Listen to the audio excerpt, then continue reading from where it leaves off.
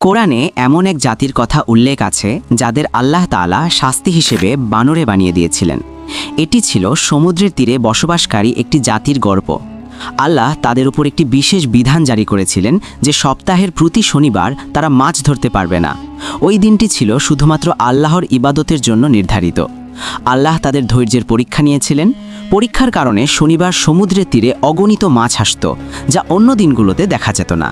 কিন্তু আল্লাহর হুকুম অমান্য করে তারা এক চালাকির আশ্রয় নিল।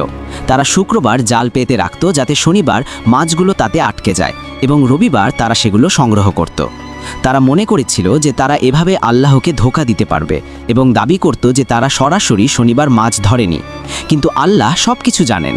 তাদের এই অবাধ্যতা ও প্রতারণার কারণে আল্লাহর পক্ষ থেকে কঠিন আযাব নেমে আসে এবং পুরো জাতিটি বানরে পরিণত হয়। যারা আল্লাহর হুকুম অমান্য করে এবং তার সাথে প্রতারণা করতে চায়, তাদের জন্য এই ঘটনাটি একটি বড় শিক্ষা।